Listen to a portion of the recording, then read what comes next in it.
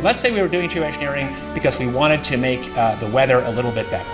There will be monsoon failures during that period, there'll be huge hurricanes. The global studies indicate there will be some impact on precipitation patterns. It might involve large-scale regional agricultural disruption lasting a number of years. Potentially, 2 billion people could have their food disrupted by such interventions. That the aerosols can, at least in these model simulations or indicated by these simulations, can offset most climate change in most places most of the time for both precipitation and runoff. But it's likely to cause some damage in some places.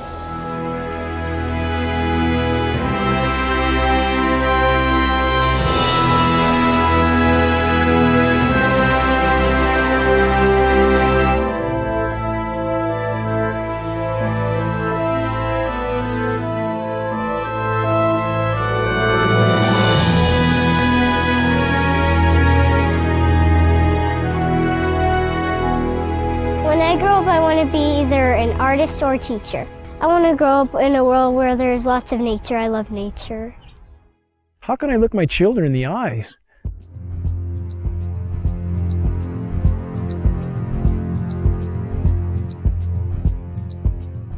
and not try to shed the light on this issue, knowing every breath they take is laden with these metals? I have been forced to conclude that there is no greater or no more immediate threat to anything that lives and breathes than the global geoengineering programs short of nuclear catastrophe.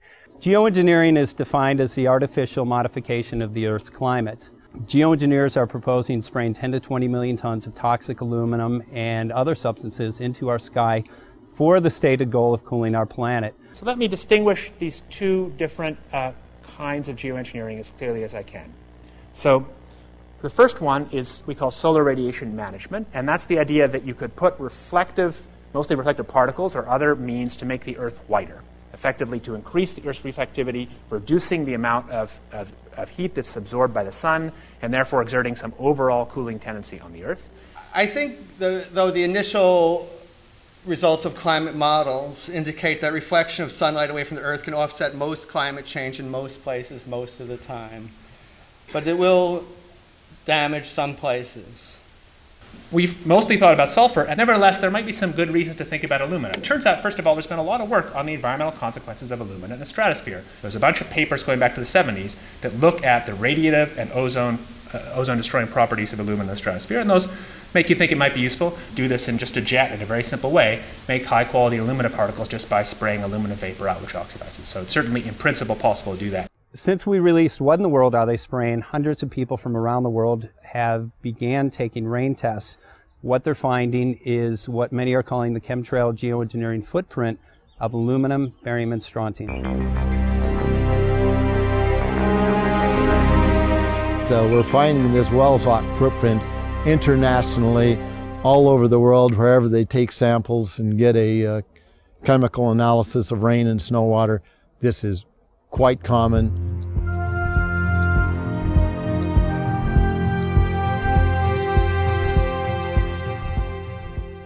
Wherever you see the jet chemtrails go over, you're going to get aluminum, barium, strontium coming down on you.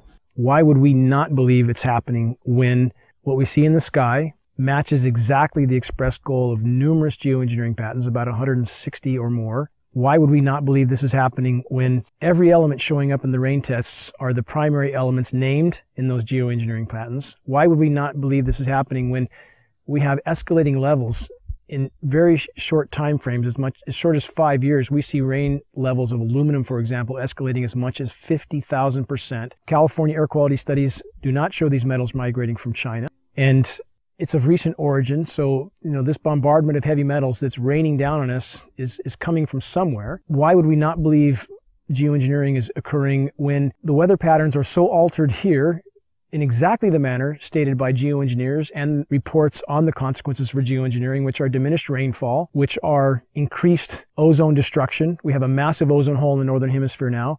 Should aluminum be in the soil in the rain? And yes, it should be in the soil. It's naturally there. Always was there. And should it be in the rain? Well, absolutely not. But the standard reply has been, your samples are contaminated But since we are getting samples now that show 0 aluminum, and we're getting lots of barium and strontium and 0 aluminum, so that just proves that if there was dirt in our samples of some sort, dust blown up from the ground, we should get some aluminum in some detectable quantity. The primary ingredients in geoengineering are specifically the oxides of metals, including aluminum oxide.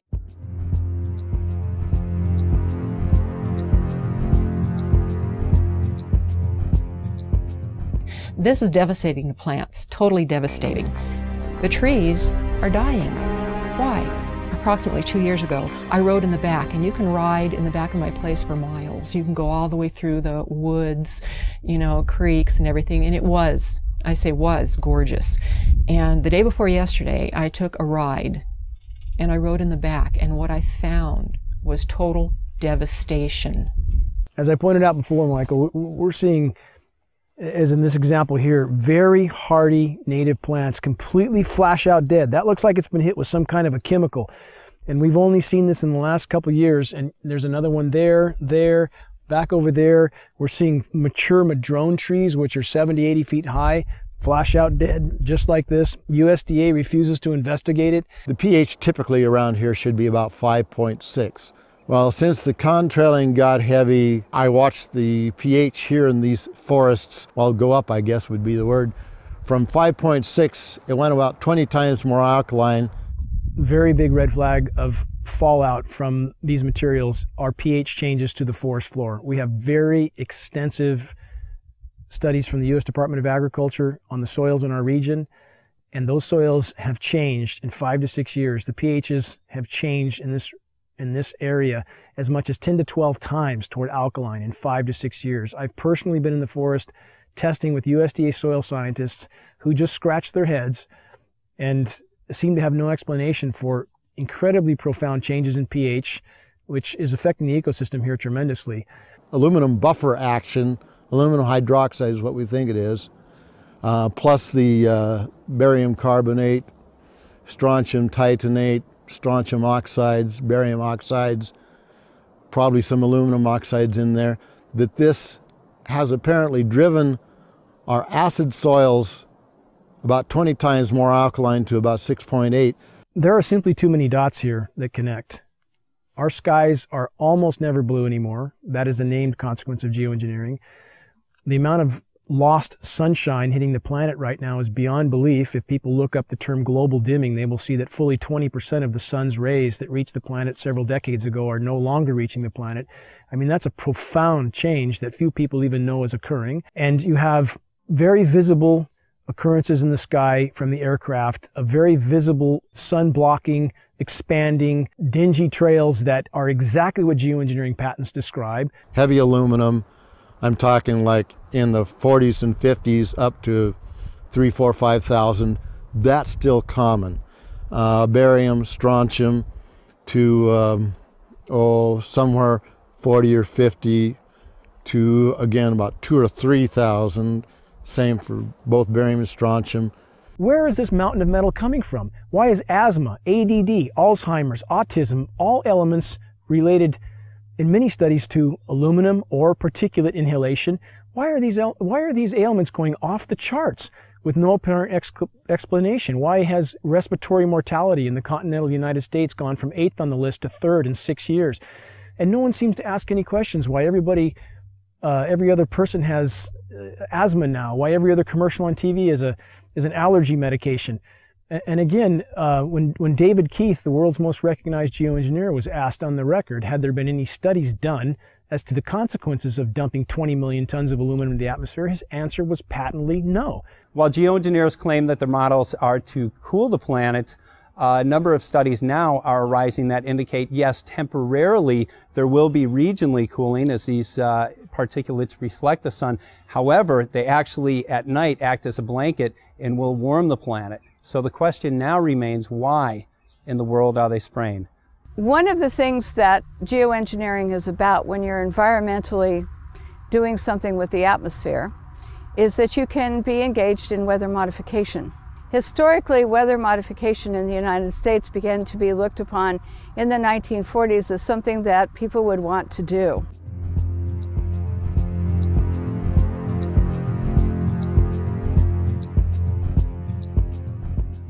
And so they started looking at making it enhancing snow, enhancing rain. They started looking at hurricane control. There was a whole bunch of projects in the 40s that started. One was Project Storm Fury, which turned into a disaster when they tried to modify a hurricane. I'm Mark McCandlish.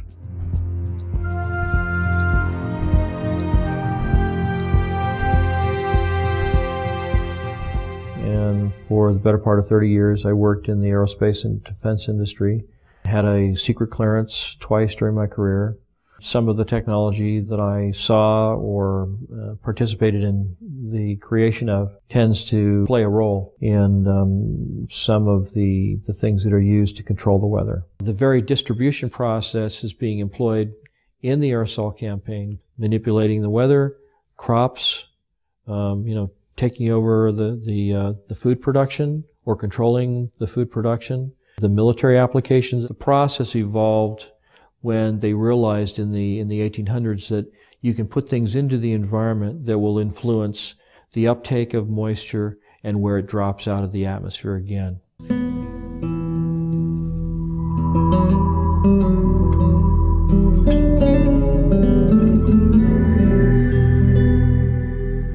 name is Scott Stevens.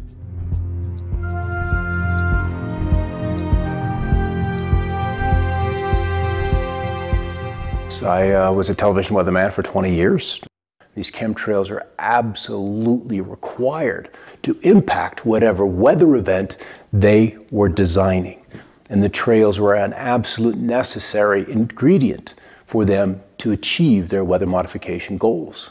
So we're finding the aerosols, the metal particulates, all of those can be used and leveraged to create weather events that are several standard deviations or outside what would be typically normal. When the geoengineering really got underway with the Russians in the mid-70s, we ended up with snow in Miami. We ended up with frost deep into Mexico. The bizarreness of the weather really exploded on the scene when weather engineering got going in the mid-70s. The Dakotas, in winter, they recorded a temperature of almost 100 degrees, 94 degrees. It broke the former record by 32 degrees. There's very profound things that people don't notice. Blue skies almost never. We almost never have dew on the ground. That's a known consequence of geoengineering if they did it, which they appear to be. It sucks the moisture out of the atmosphere. It doesn't descend, doesn't form dew. We have massive temperature disruptions. People are starting to wonder, why is it 80 degrees one day and then snowing the next day at 50 degrees or 45 degrees and then back up to 80 the day after that? When you push and pull the climate with these manipulation programs, of which there's a mountain of data to corroborate their existence, then you start to have massive fluctuations in the system. And we saw in March in the continental U.S. there were 15,232 temperature records broken. That's profound. Some of the daytime highs, the former records were broken by as much as 32 degrees. Don't people wonder what in the world is going on? Whether they want to make it snow at 45, 46, 47 degrees. I remember when 38, 39 was a big deal. Those kind of snowfalls in the upper 30s. And now that's been pushed into the 40s. There's a patent called ice nucleation for weather modification. This is a patent from NASA. It can be found online in its full form. This patent is for the creation of artificial snowstorms from what would have been rainstorms. However preposterous this sounds to people, if they look up Chinese create snowstorms, they will find a long list of articles where the Chinese Bureau of Weather Modification openly admitted that they were creating snowstorms until they did $1 billion worth of damage in Beijing. So my question would be, if the Chinese can do this, and NASA has a patent for the same purpose, why would we believe snow events here are natural when it's snowing now regularly at 45 degrees, sometimes 50 degrees, heavy, wet, concrete snow that's full of aluminum, full of barium, full of strontium? Consider the ice pack in their first aid kit that can sit dormant at room temperature for decades until the chemicals are mixed together, at which time it creates ice. As an on-air meteorologist, I had a responsibility to my audience. There were storms that were not behaving as they were modeled or they historically would have responded. If you can control where moisture is collected and where it's dropped, so to speak, in the form of rain or any other kind of precipitation, then you can really, you can do everything. You can steer the weather system. If you want to be able to manipulate the weather, one of the things we know about the materials that are being used in the aerosols, we've seen everything from aluminum oxide, barium salts, strontium, copper sulfate, potassium iodide, a number of different kinds of things, each of which have different levels of reactivity with the moisture in the air. Some, like aluminum oxide, tends to sequester the moisture. The aluminum oxide nanoparticles, which are microscopically fine and uniform in size, attract the humidity, the moisture in the air, and it basically forms like a nucleation process where the moisture condenses on these particles. With cloud seeding, the cooling will be achieved by making clouds reflect a bit more sunlight back to space than they would otherwise, and less sunlight reaching the surface would tend to cool the planet. These aerosol particles act as something called cloud condensation nuclei, and these are sites where these particles act as sites where cloud drops can form.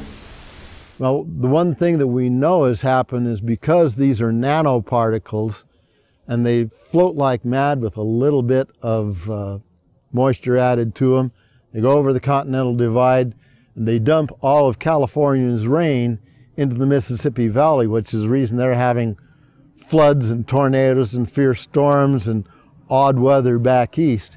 The effect here in California is drought. Now then, if you hit that area of the sky with a beam of a particular kind of radiation, and you can heat those particles up, just like heating up, your cup of coffee in the microwave, these particles begin to vibrate and resonate if you use the right frequency of RF energy, that they then heat the surrounding air, and they will take all of that air and the moisture that's in it to a higher altitude where it's much colder, and it'll condense and then become a low pressure system. Well, there's a couple of locations where they tend to be very interested in leaving their trails. The big one and the surprising one for me is under areas of high pressure, where you would expect to see the blue skies, the dry conditions. Those are prime targets for trailing. A couple of reasons. High pressure is stable. It's relatively still. We've got the clockwise flow around it. And if you accentuate the high, and so it's very easy to add those particulates of aluminum, barium, and whatever else they want to put in there. And as you add heat to that, those particulates then radiate the heat into the atmosphere and it warms. What does a warming atmosphere do? Boom, it expands. And so that's one way. It's a very simple way, but it's very apparent because under the high pressure, it's supposed to be quiet. It's supposed to be still. It's supposed to be blue. And we're not seeing that. Then as the storm approaches, the high begins to recede. And then they're running the flights back and forth, back and forth, back and forth, and literally seeding the leading edges of the cirrus. So the cirrus canopy is accentuated. That cirrus canopy, which would maybe be 200-300 miles out ahead of a cold front, is now 450 miles. Based on geoengineering data, it would appear the Pacific Northwest gets an excessive amount of the fallout from these programs because much of the weather, much of the precipitation and the storm tracks and the jet stream move across us. So as stated by globally recognized geoengineers like David Keith, that's the type of area they would want to seed these particulates as incoming fronts start to cover landfall. And that's exactly what we see here. When there's any kind of incoming front, we see jets everywhere. The global studies indicate there will be some impact on precipitation patterns, and obviously there's a lot more opportunity for work in that area. After studying my time-lapse surveillance, one of the reasons I discovered for the trails was that the persistent ones would break, they would misshapen or deform, and other planes would come along and precisely mark off those locations of deformation. And you're not going to get that with a regular fleet, so this had to be one of the primary purposes for chemtrails, in my opinion, was to measure off where we have these discontinuities showing up in the atmosphere. And in doing these actions and discovering those zones where there's different energies in the atmosphere, I think that plays very closely into their weather engineering programs of mark, surveil, and then that data goes into a weather model that they can then use to forecast or, once again, engineer the weather to their designs. But you can also influence what happens locally with the atmosphere by painting the materials that these aerosols are made of with different kinds of radio frequency or RF energy, radar, microwave, the HARP system. You know, HARP is an array, a field of antennas, radio frequency antennas. They're 72 feet tall, and they have a cross dipole across the top that's about 60 feet in each direction. 180 of these are in the array today, so you can imagine this field of antennas. What happens is by firing each one, they produce radio frequency energy that normally comes off of an antenna, spreads out rather rapidly. Same principle.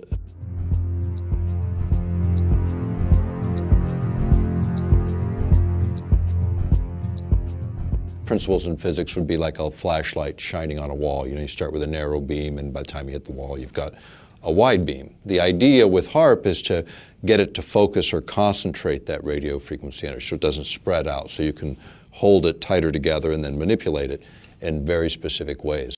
Weather control is a broad topic, so there's lots of ways to control and manipulate weather. HARP is one of them, because you also have private sector companies getting into this business of weather modification.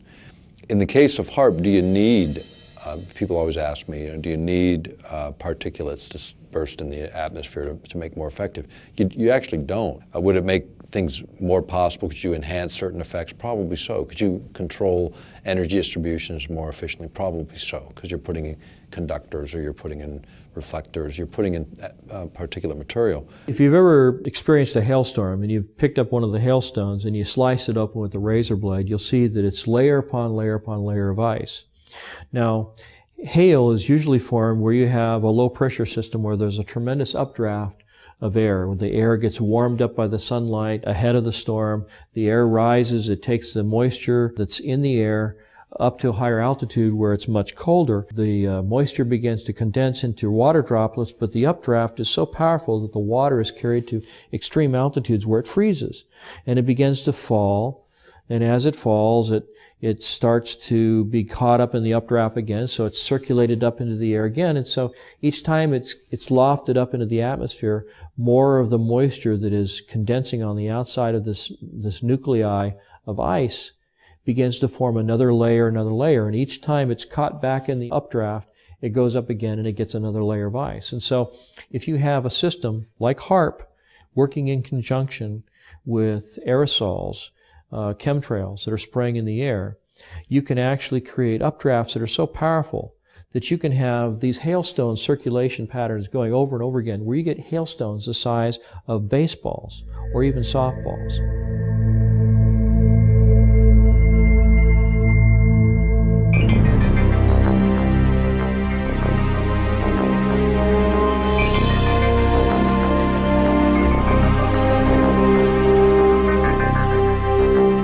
Weather has always been a strategic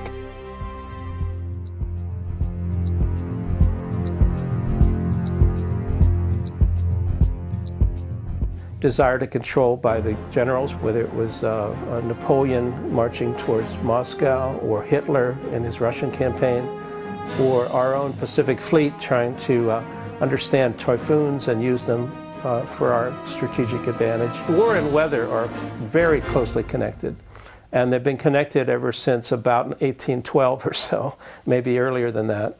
Hannibal had to face the snows in the Alps. And so there's a long history of weather and warfare interactions. Environmental manipulation is like the ultimate method of covert warfare, because you can literally shut down food production. You can create a situation where the people within a country revolt against their own government, and you're invited in to mop up the mess. The issue of owning the weather by 2025, which is a military publication, we've quoted it as far back as, I think, 94, 95 even. But you go back to these earlier reports and you look at sort of what was the objective, and the objective is exactly that: control the battlefield environment. Environmental factors give you an absolute advantage. If you can weaken your adversary before you have to fire the first bullet, maybe you even win the war. Whether it's incredibly historic sandstorms when we're invading Iraq, or you want to drought out or flood out a dictator that you're not happy with, or obscure a beach when there's a landing, or if you just want to make money on the futures market. Owning the weather by 2025, using the weather as a force multiplier.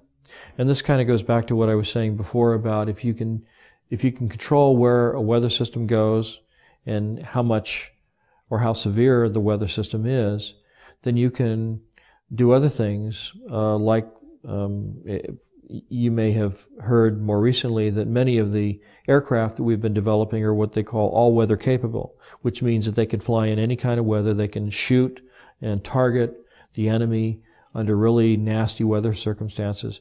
And these are all things that you can use to your advantage if you happen to be controlling the weather also, because you can have a terrible storm front come in and make it difficult, if not impossible, for the enemy to operate on the ground or to fly their aircraft if they don't have aircraft that are as sophisticated as the ones that you have. And so by creating or using the weather as a force multiplier, as the title implies, that you can achieve an advantage over an enemy force that gives you the upper hand. One of the ideals of the Air Force is to have this all-weather Air Force, or to have their pilots coming back safely and using the weather as a salient against the enemy and clearing out their own airports from, say, from ice fogs or from bad weather. And so if the idea here is that if we can fly and they can't, that's a great military advantage. There was also research studies on hurricanes that the scientists were truly curious about the behavior of hurricanes, but their military patrons were very interested in how to steer them or direct them in certain ways, almost as a guided weapon. This jet stream that's moving across, and it shoots 50 miles north and then 75 miles east and then drops back south again, then kind of goes on its way. And they attributed that little dog leg in the jet stream in Alaska to swinging storm systems out of central Texas into central Florida, where they deposited a couple of tornadoes in the middle of Orlando that were like really rare to see in that part of the country. And so people remember that event and they remember that situation. But it'd be a good example of a very small change in Alaska in terms of a jet stream and what kind of a lower 48 effect that would have. And that's again where weather modification, small input in one place can have tremendous change and unexpected outcome in another. You can create weather systems that are so severe they culminate in battlefield denial, where the enemy is not able to use the roads or the bridges or get through the environment because the weather is so severe. And you can use the weather to destroy his crops, deny him a food source, destabilize his population because people get hungry. When they're hungry, they get angry and nasty and they don't like what's happening. So there's lots of different things that you can do with the materials. It's all how you use them in the environment, how you apply it. One of the biggest concerns of early cloud seeding, weather control activities by the General Electric Corporation came from their lawyers, who thought that the corporation was totally vulnerable to lawsuits, because if they started to make fair or foul weather, the people down below in Massachusetts or downwind of Schenectady could institute massive lawsuits that could put GE out of business. So the first response to weather control from their in-house lawyers was to shut it down, was to give the project to the military and ask them to do it, with the GE lawyers only being the consultants on the project. So they were allowed to suggest and design certain activities, but they weren't allowed to touch anything or throw anything out of the plane. The United States government during the Vietnam War perfected weather modification techniques, and also they perfected releasing toxic chemicals like Agent Orange over many areas to defoliate land, trees, grasslands, and other areas. But this is technology that does come up, and it comes up when you see that the technology is advanced far enough to where the practicality of utilizing it in the battlefield environment and the temptation by administrations. I mean, the best covert war is using the environment itself against your adversary. It was a military moment, and it was actually from pretty recent history. And this was the U.S. military thinking that they might be able to control the monsoon over Vietnam during that conflict. And so only a handful of top-level military advisors and the president were informed that they were going to try to make it rain over the Ho Chi Minh Trail and try to have some military advantage by doing this kind of intervention. When you start talking about manipulating the environment, we have treaties that go back to the mid-70s that forbid this, number one, as weapons of war. So the perfection of weather modification took place, but it became apparent that using weather modification for wartime purposes was not acceptable to the United States government and other nations of the world. So therefore, the NMOD Treaty came into being and was signed by the United States government after passing Congress. The reason it was signed and implemented was because it would ban warfare, weather modification techniques and use during times of war. Almost all of our treaties that we've signed, including the non-proliferation, counter-proliferation treaties, chemical treaties, the ones that were signed recently, last few years, back maybe a decade now, I guess time goes. But they had domestic exemptions, and so does the environmental treaty, where you can do whatever you want in your own territorial boundaries. I mean, you start manipulating weather in one part of the planet, it doesn't look on the ground and say, oh yeah, wait, this is the boundary of a political boundary. It fails to recognize those. So you start to talk about geophysics and manipulating the planet itself, then it's a question of those kinds of exemptions shouldn't even be allowed. Meteorology and the military have a very long history, as I said, and it goes into the strategic advantage that multiplies your traditional force, that is your armament, into using nature to your advantage as well. They want to create a storm in the southeast, and they'll start engineering out over the North Pacific. That's where the trailies will be, because you want to work out several days ahead of time so you have less input, and you multiply that over a couple of days, you can have a big result in 5 days' time. So small input upstream, big result downstream. And one of the rules is always work with what's coming. Don't try to necessarily work against it. You can kill a storm in place. That's easy to do with HAARP. You just change the polarization, you change the ionization of the atmosphere, and the storm will fall apart. It will affect the setting up of the storm tracks, the jet stream, the location of the storms. And so you end up with an intervention on the solar side of things would pretty directly begin to affect the weather patterns. And so climate control, or attempted climate control, and weather control rely on this very large spectrum of intervention. It's also true that if you can forecast climate, you can control a lot of futures markets, and you could know if you had the best information, or if you had some leverage over what the climate system is going to turn out to be, you would be able to invest in advance in all your crop futures and your agricultural activities, and not just agriculture, but weather effects. I think it's something like 80% of the US economy is weather sensitive, and so all kinds of businesses would like to see some weather edge, some advantageous information that they would have. It's absolutely entirely possible to profit from the weather.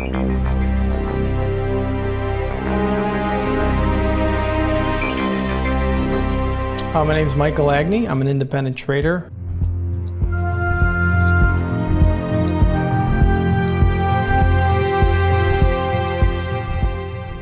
Trading commodities at the CME Group, member of the Chicago Board of Trade, and have traded derivatives and futures cash for over 15 years. Weather derivatives are financial instruments that firms would use to hedge risk concerned with adverse weather conditions. The first weather derivative was originally traded by Enron back in 1997. Weather derivatives started in 1999 at the CME Group.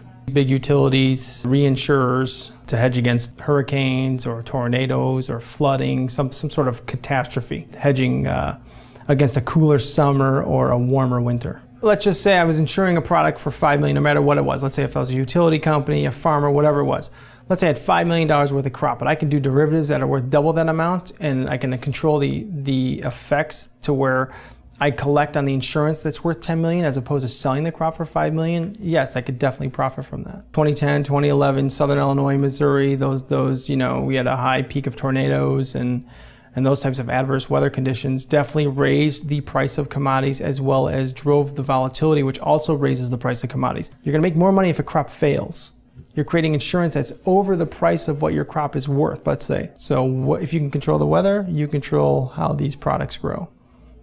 And if you had an insight to how these products were actually seeded and what products you use to actually grow those items, corn, soybeans, and you can control that market, it's unlimited profit potential if you can control the weather.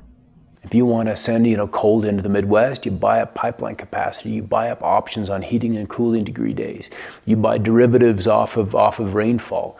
There are mechanisms that you can make hundreds of billions of dollars annually and defray a huge chunk of the cost of this just on the Chicago Mercantile Exchange, playing with derivatives in the weather market. Weather derivatives are basically, you're betting that there's going to be a weather disaster, and you're betting that it's going to occur within a particular time frame in a particular location, and then, the money that you put up basically is like a bet. It's like a wager, saying that this incident's going to happen here, and then when it does happen, there's a big payoff. And that big payoff is something that motivates people to continue to participate in this kind of thing and maybe even feed the very process that's causing the bad weather to happen. Particularly if there's a connection between the people that are seeding the clouds and the people that are making investments. This is a new opportunity. It's a new tool for investors.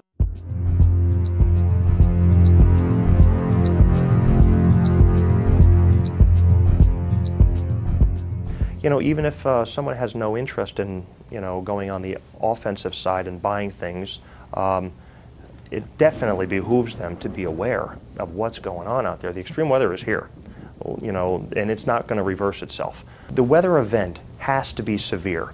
Ionospheric heating, in fact, these instruments, when they were first utilized, which is in the former Soviet Union back in the 70s, they started out then, they still call these ionospheric heaters because in one mode of operation, you can literally create above this instrument on the ground, you can heat an area up to 30 miles in diameter in the ionosphere. So you heat it up, and by heating it, it literally raises it. So then imagine this column moving up several hundred kilometers out, and then the lower atmosphere begins to rush in and fill that vacant space, that void.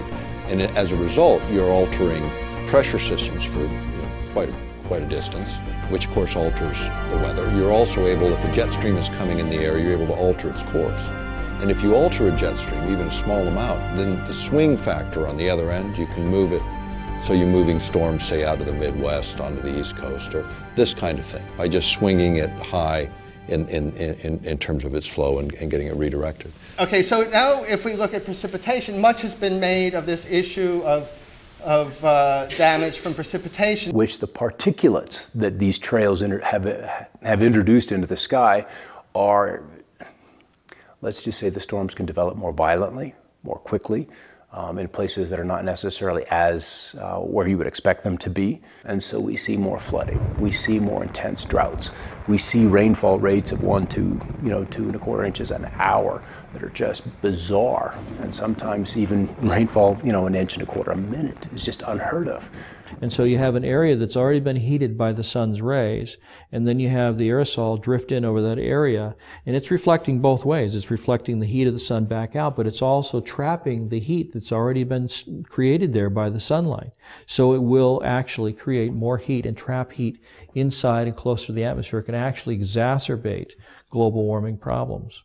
And if you become more aware of what's happening, where the global commodities are, what extreme weather events, you're one step ahead of them.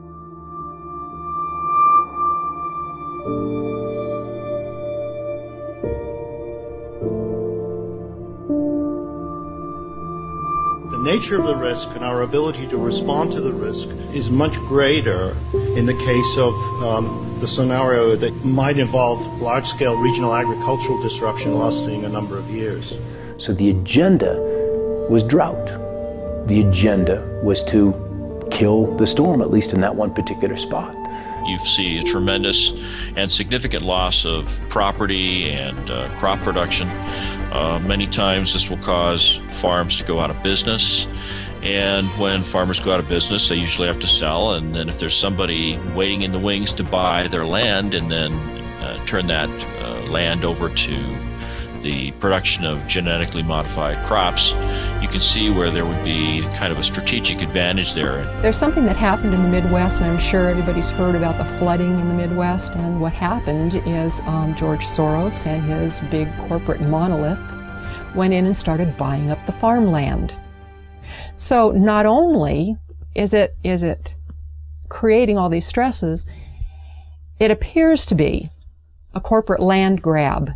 In other words, when the farmers, the small farmers, go out of business, they're wiped out through these droughts and everything, then the big guys come in, buy up the land.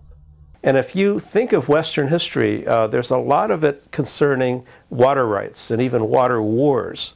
And so they were shooting about access to water to water your livestock. And now people are thinking, or at least the people who are involved in weather control sometimes think about the river of moisture above our heads. And geez, if we could just tap that.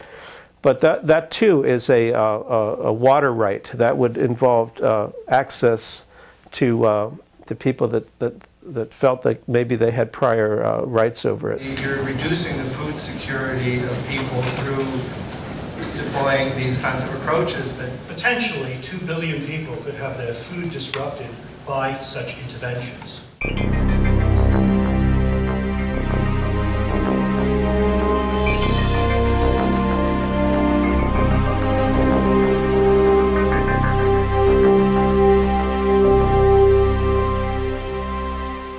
I've been an organic farmer my entire life.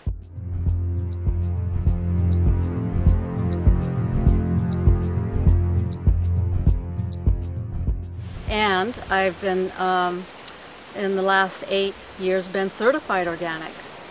And so I've been growing food in a way that feels healthy, where I have the most energy.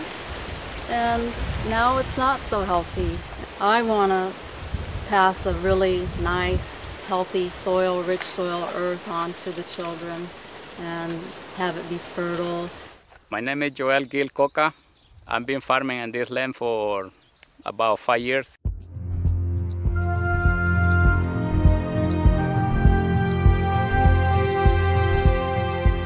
Since 2007, and I'm certified organic since 2001. 10 years ago, when I started working for myself, we can grow cilantro, no problem. We can grow basil, no problem. We can grow Chinese cabbage without get trouble, or any vegetable. But 10 years after, 5 years after, that everything started declining. Could you add some of the environment that affect a large population? The answer is absolutely yes. I started seeing chemtrails being laid overhead more frequently and noticing the change in the crop production. What we see in our area, anytime there's convective clouds, anytime there's a large cumulus cloud forming and beginning to rise, we hear aircraft in the vicinity, we see them actually flying over these convecting clouds, and then in a very short time, before those clouds generally will drop any precipitation, we'll see the entire cloud more or less dissolve into what looks like a massive smoke bank. If you can control the weather, then you can control where the rain falls or where it doesn't fall. And if you can do that, then you can control whose crops survive and whose crops thrive. And if you happen to be favoring a corporation or a group of corporations that are flooding the market with genetically modified crops, you can see how manipulating the weather can actually change the market share that one or more corporations have. And there's lots of different ways that you can do it. You can do it by denying precipitation or by giving too much. You can cause, unusually large hailstones to come out of the sky and completely obliterate a crop of corn. There's lots of different ways that you can do it.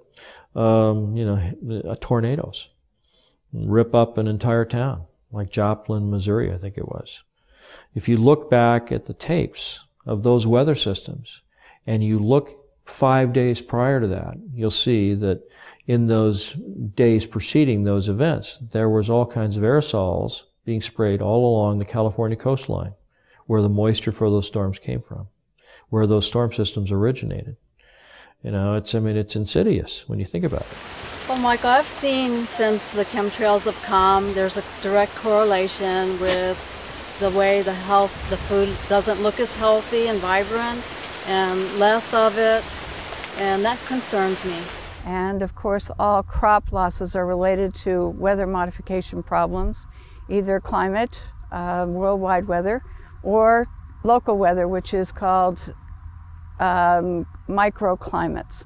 And these microclimates definitely determine what crop grows where and in which community. And so therefore, without stable microclimates, we cannot produce as much food for the rest of the world and ourselves as when we have a more stable microclimates, not only in the United States, but in other countries as well. We fertilize it really good, and they still have a lot of trouble to produce. And I think this is not fun because we're losing a lot of money putting into this kind of production. In 2008, 2009, 3 times I lost my complete planting of Chinese cabbage. Weather events is one of the key components to most commodities that are traded. Let's just say your agricultural group, corn, soybeans, wheat, something along those lines. Weather is by far the largest affecting factor in the price of those commodities. If one farmer's crop fails, we have a major crop failure, say in corn, now that's going to affect every other company that uses corn in their manufacturing process. There's going to be less of it. And anytime there's less of something, that creates a price rise. Demand rises, okay, because there isn't any of it. There's only one thing. You've got 5 people that want it, so they're going to pay more money for it. The companies know that, so they're going to hike the prices up anyway. The consumer actually sees the big brunt end of the higher costs in the commodity due to the adverse weather condition. Obviously, the consumer will pay that price. I've noticed that the rainfall is less predictable, and then when it does rain, it does rain periods of time that's more like longer periods. So not only do we have the pollution, not only do we have stunted growth, but we also have changes in weather. And it's been severe changes in weather all across the globe. I don't have a clue how bad they are, but I know they are affecting already in certain plants, like basil, cilantro, and sometimes the broccoli get too much fungus. It can be from those things because no matter what we do, it doesn't fit. It's not working right. It appears to be a fungally related ailment, and if one looks at the species extinction rate, which today is estimated to be 1,000 times natural variability, that's 1,000 times normal, a figure you'd think would alarm most reasonable people, which is 100,000% of normal, and 70 to 80% of that extinction, plant and animal, is related to fungal infection. Geoengineering particulates are known to proliferate fungal reproduction. Abiotic stresses are drought, cold, heavy metals, excess moisture in the soil. And Monsanto has a patent that actually addresses all of those abiotic stresses. And the plants that it addresses is everything from apples to zucchini. 2011 was one of the worst years for things that create abiotic stress. They had 12 worldwide severe weather problems. This destroyed a good portion of the food supply. Now I'm having a hard time growing cherry tomatoes outside under these conditions, and I've turned to having to build a greenhouse where I'm now growing large tomatoes, heirlooms, and they are producing really nice big tomatoes. I see that the tomatoes that I planted now are really healthy and the ones outside are dying. The Midwest grows 40% of the world's corn, and it does have a tendency to flood. So we can expect more and more flooding. According to the statistics, the EPA statistics say that there's going to be more and more flooding. Monsanto is one of the world's largest chemical companies.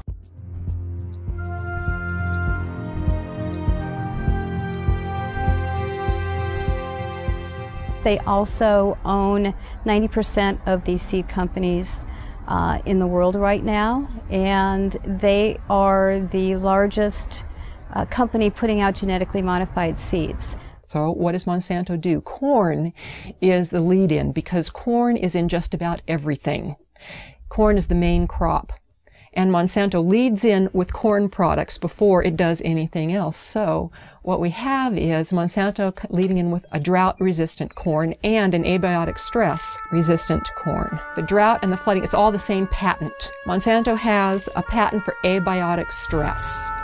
Abiotic stress is the drought, it's the flooding, it's the excess soil, it's anything that's going to stress a plant. GMO is genetically modified organism, and it's also called GE, genetic engineering.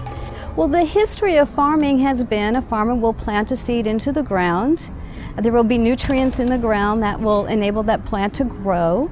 And then at the end of the growing season, they will take some of the seeds and they will save them for next year, and they'll grow their next crop. But what is going on with the genetically modified seeds is they're what's called terminator seeds. A terminator seed will not produce other seeds.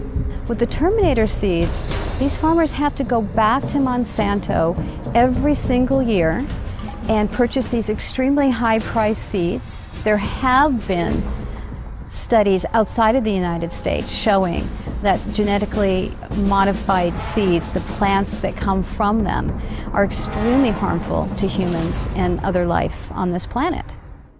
When I started farming, I produced 100% my crops, but in the last 4 years, I've been declined to 50–75% if I talk into later crop, because I've been lost everything. And that's why I start moving all different crops so I can cover the loss. Well, my food production has declined at least by 60% in the last, 10 years. I've noticed banana stalks are smaller, and certainly the tomatoes, I'm hardly getting any. I used to get bushels of tomatoes, and now I can barely get a bowl. My concern, it can be, it's possible if we're going to run out of business if they continue doing that. They really need to stop it doing. That's all I believe, because we cannot change the system, the mother nature. We have to keep going the way it is. It's not possible. On the other hand, heat stress is going to be one of the things, or thought to be one of the things, that might limit production of crops throughout the tropics. And so there are some questions of trade-offs of, if you think you're going to benefit many people and harm some people, how do you deal with this issue of equity, and what are the options for dealing with that? A really interesting thing that I found is that the EPA has concluded that incidents of heat stress, drought, flooding, cold, any type of abiotic stress is on the increase. And loss due to that is going to double by 2030. Then you put yourself up as the solution. So when all of this weather comes and wipes you out, or you have a drought problem, drought, we've got the seed for you. Here's our drought-tolerant corn just for you, and it'll solve your problems. Oh, by the way, you have to sign this agreement, this 40-page agreement, so that when you go ahead and plant these seeds, you now belong to Monsanto. The weather disasters seem to be directly correlated to an increase in Monsanto sales. So there will be the have and the have-nots. And one of the things that's being discussed under global geoengineering is which countries will be the haves and which countries will be the have-nots when that type of climate remediation is undertaken by many people at a certain level, mostly private corporations funded by the U.S. government, they are hoping.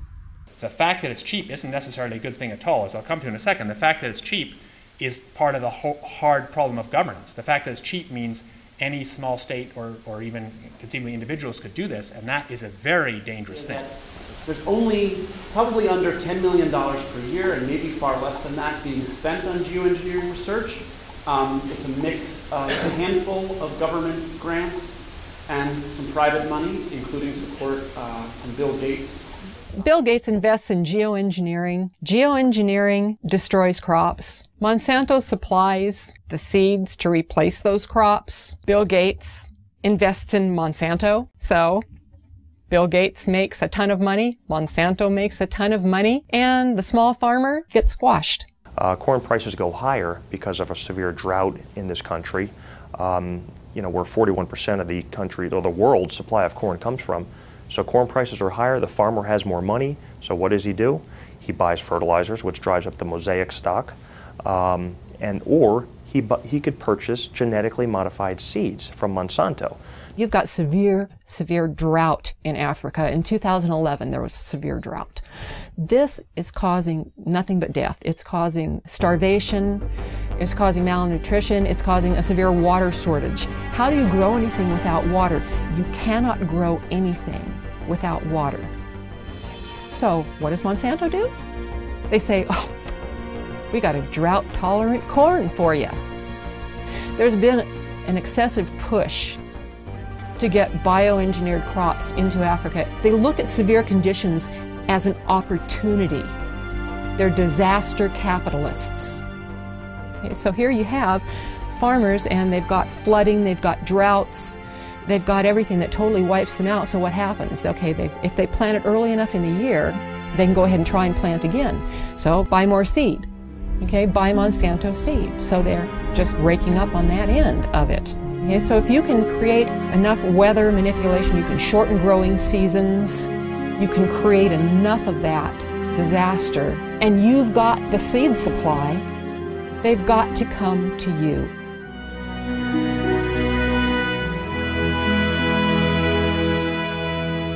Geoengineers have stated on the record that if global geoengineering was started, it could cause droughts in Asia and Africa. And they state that to the American public for probably obvious reasons. Why would they tell the American public that it could also cause droughts here? Why wouldn't it cause droughts here? There's nothing special about America and the geography here that would not have the same effect as Asia and Africa. If the atmosphere is filled with particulates, those particulates diminish and disperse rainfall. Period. There's too many condensation nuclei, so the water droplets do not combine and fall as rain. They simply adhere to those tiny particles and migrate further, and that's exactly what we see. One of the suggestions about geoengineering has been that we genetically modify trees and plants. We genetically modify crops to be aluminum resistant, and this is ongoing at this time. And part of the geoengineering scheme is to say we're going to put all these chemicals and particles into our atmosphere, which is going to cause air pollution, water pollution, changes in soil pH, and could disrupt agriculture crop production to a great degree. So therefore, instead of saying that maybe this isn't a good idea that we pollute our air, water, and soils with the chemicals we're going to put into the atmosphere, which do come back down, there is a scheme abounding, which is happening right now, to modify some crops so that they are aluminum resistant to the types of chemicals and particles they're going to put into the atmosphere. It's just going to get worse until the point where we're not going to be able to grow anything at all unless it's a Monsanto genetically modified, abiotic stress resistant seed. The chemical companies and the genetic and Monsanto and all of these companies are working together to make us totally dependent on their products for growing corn or growing any kind of agricultural product or trees, whatever. We're going to corporatize not only where the rainfall goes and who gets it through geoengineering and weather modification schemes, but we're also going to say that these are going to be the only crops that are going to grow in areas where we're putting in toxic chemicals that are coming down and altering the soils. One of the most basic things about human society is that we need food and water. And these are two of the things that are most severely dependent upon good weather. Rain at the right time of the year, sunshine so crops can grow, not enough sunshine and they don't grow, too much water, the plants die, not enough water, the plants die. All of this goes back to the amount of food that's available. So if you starve people, they will be vulnerable. They will be much easier to manipulate and forced to do whatever a government wants them to do. So if you control how much food there is or its availability through things like the weather or using the weather as a strategic tool militarily, you can, dramatically influence what's going on in a country. And by doing that over and over again, sequentially through a region, it's possible that you can change the political spectrum over an entire region by doing this over and over again. Maybe even, do it over a much wider region, create so much instability that you're able to, come in and say, oh, we have these wonderful fast-growing crops, genetically modified, and this you'll have something to eat in less than 3 weeks, and I imagine that if you can control the food supply, that you can then consolidate the financial and the political interests of a country. Could predicting the weather enable a group or specific entity to profit from that knowledge of knowing what type of weather or weather pattern will be? Absolutely. That's what all commodities are driven by. They're driven by predicting the weather, how the weather will be in a certain location, and that directly is correlated to the price of that commodity. Absolutely. There's no doubt.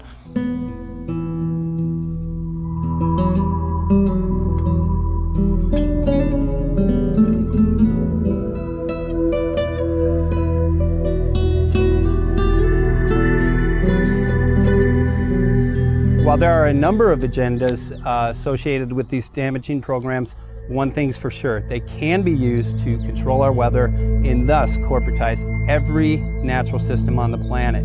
This enables certain individuals to consolidate an enormous amount of both monetary and political power into the hands of a few at the expense of every living thing on the planet.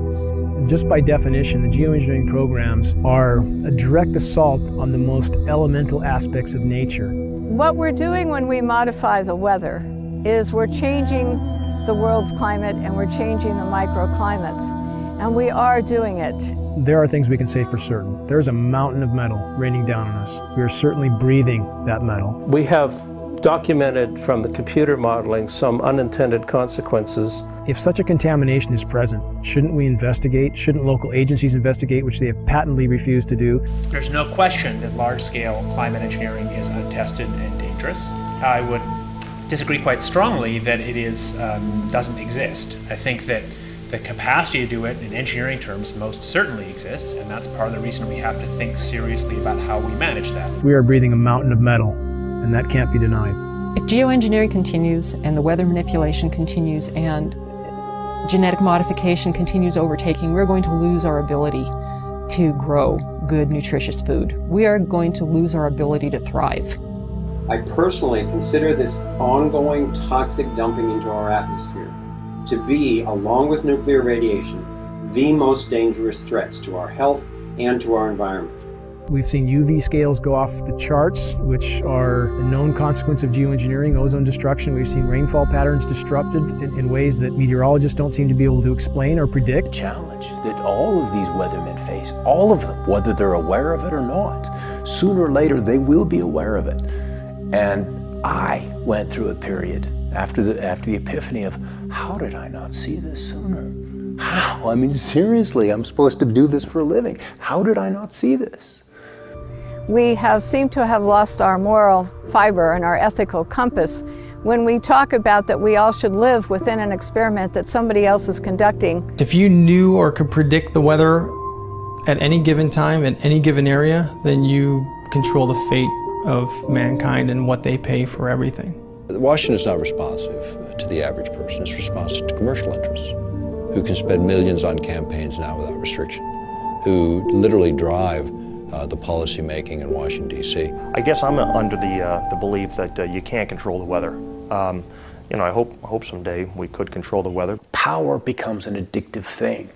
We're taking what the Creator has created, usurping His authority, and bringing it under the authority of corporations. I'm worried that one person or one group would try to have that much leverage over the whole planet. I don't believe that anybody has the right to play God.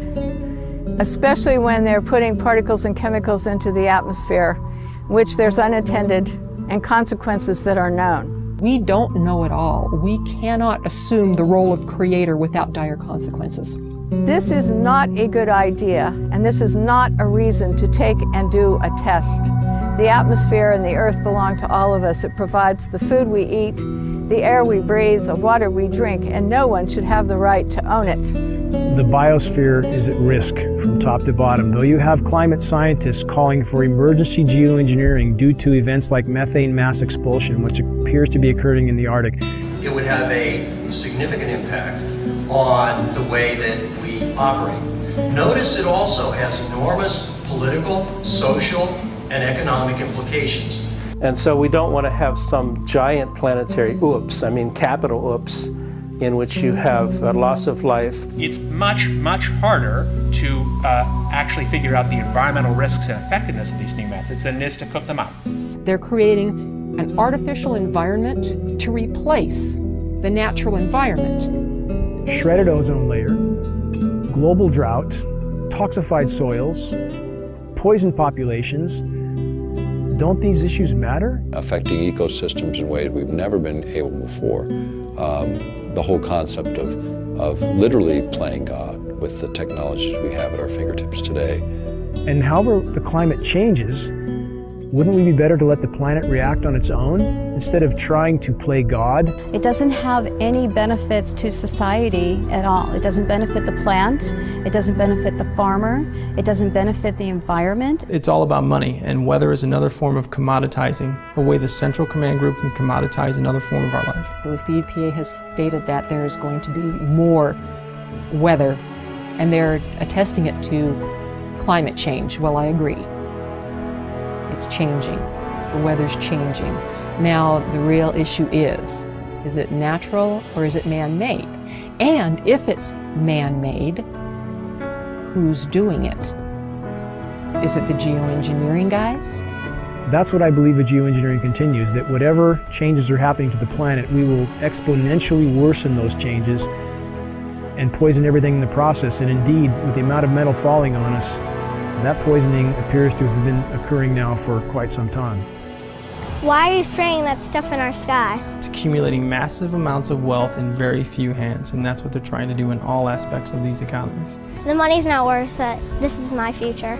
I encourage people to get involved in the projects they're interested in, whether it's this one or some other one. To thrive, we need to organize locally, nationally, and globally to expose and stop this practice immediately. Please quit free riding on our future. But do what you can do, and I think that's really the answer for all of this, is recognize that there's a network more powerful than the internet. It's a human race. We are connected in a way that's quite powerful. The fact is, acting on what we know to be right and true, doing something about what we care about, that we can do.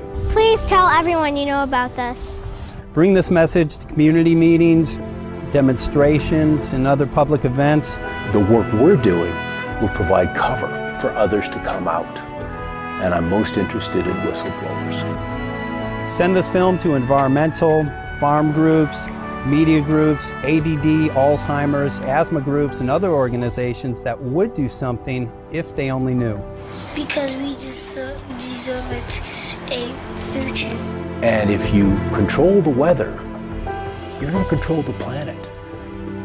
It's that simple. Some people address this issue in fear. Some people address it in anger. I address this in faith. Faith believing that we collectively, as human beings, as humanity, have the power and the ability to stop these damaging programs.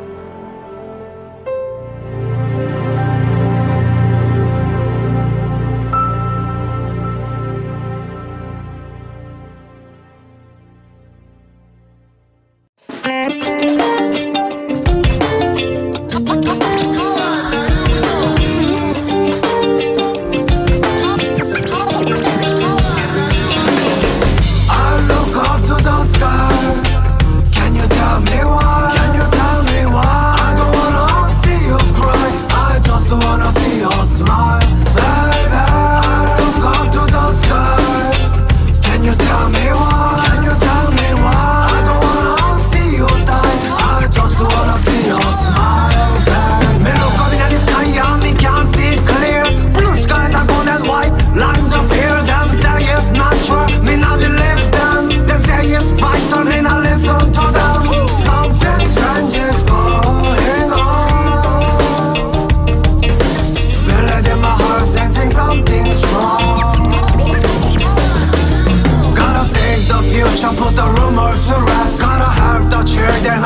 be self-help can stand around and be blind to the fast can taking no more, how can they relax?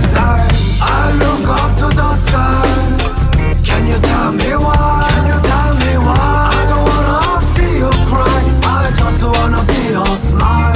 Baby, I look up to the sky. Can you tell me why? Can you tell me why? I don't wanna see you die, I just wanna see you smile. Baby, living on earth, we must respect the earth. Human and animal, we all deserve the right to peace and opportunity. But nowadays we are blind, we can't see hidden agenda, we can't surrender. Children, our future, we must remember. Oh, don't know what's going on. Yeah, we must stand up for the earth. Oh, don't know what's going on. Turn down, we must stand up for the earth. I look up to the sky. Can you tell me why? Can you tell me why? I don't wanna see you cry, I just wanna see you smile. Baby, I look up to the sky. Can you tell me why? Can you tell me why? I don't wanna see you die, I just wanna see you smile. Baby, we want the truth, give us the truth. We want the truth, gotta save our youth. We want the truth.